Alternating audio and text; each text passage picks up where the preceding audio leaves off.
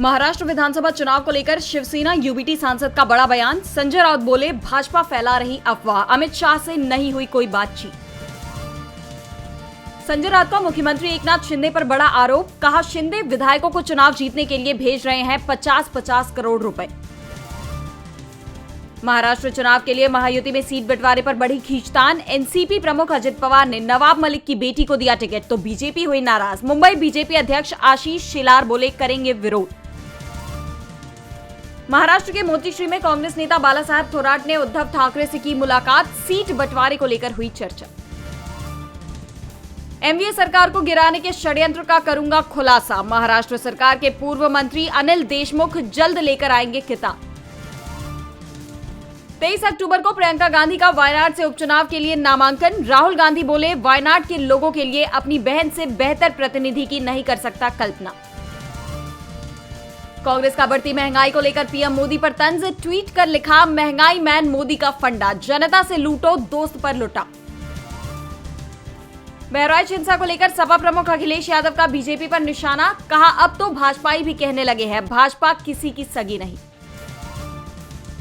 बहराइच में bulldozer action पर रोक। सुप्रीम कोर्ट ने कहा आदेश का उल्लंघन करने वाले रहे सचेत। यूपी सरकार बोली, आरोपियों के घरों को ढहाने के नोटिस पर कल तक नहीं की जाएगी कार्रवाई। डेरा सच्चा प्रमुख राम रहीम की बड़ी मुश्किलें। पंजाब सरकार ने बेअदबी मामले में मुकदमा चलाने के दिए आदेश। राम रहीम पर गुरु ग्रंथ साहिब से बेअदबी के आरोप। 16वें ब्रिक्स सम्मेलन के लिए रूस के कजान पहुंचे पीएम मोदी। स्वागत के लिए एयरपोर्ट पर जुटे लोग।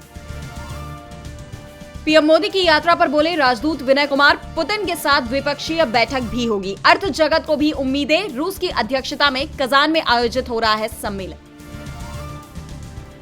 रूसी विदेश मंत्री लावरोव ने दिया बड़ा बयान, कहा दुनिया की ताकत में उभर रहा है एशिया। भारत, रूस और चीन की तिगड़ी को बताया स्वतंत्र तंत्र। लेबनान के 3 सैनिकों की जान जाने पर इजरायल ने पहली बार जताया खेद, कहा हमारी लड़ाई हिजबुल्लाह से, देश की सेना से नहीं। बांग्लादेश के राष्ट्रपति का पूर्व प्रधानमंत्री शेख हसीना को लेकर बड़ा दावा। शेख हसीना ने नहीं दिया इस्तीफा, बिना इस्तीफा दिए ही छोड़ा देश। भारत सिंगापुर रक्षा मंत्रियों की 6ठी बैठक शुरू। बैठक में बोले रक्षा मंत्री राजनाथ सिंह, दिनों दिन बढ़ रहा रक्षा सहयोग।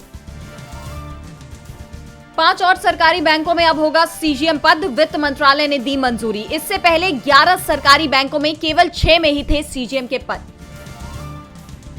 वित्त मंत्री निर्मला सीतारमण ने अमेरिका में किया दावा, भारत वृद्धि के नए अवसरों का लाभ उठाने की अच्छी स्थिति में। ग्लासगो राष्ट्रमंडल खेलों से पहले भारत को बड़ा झटका। क्रिकेट, बैडमिंटन, हॉकी, शूटिंग, कुश्ती और निशानेबाजी जैसे प्रमुख खेलों से किया बाहर। 2026 को होगा ग्लासगो राष्ट्रमंडल का आयोजन। जवान और पठान से स्त्री 2 की तुलना पर बोली एक्ट्रेस श्रद्धा कपूर, खुद को बताया शाहरुख खान का प्रशंसक। फिल्म स्त्री 2 ने पठान और जवान से भी ज्यादा का किया है कलेक्शन।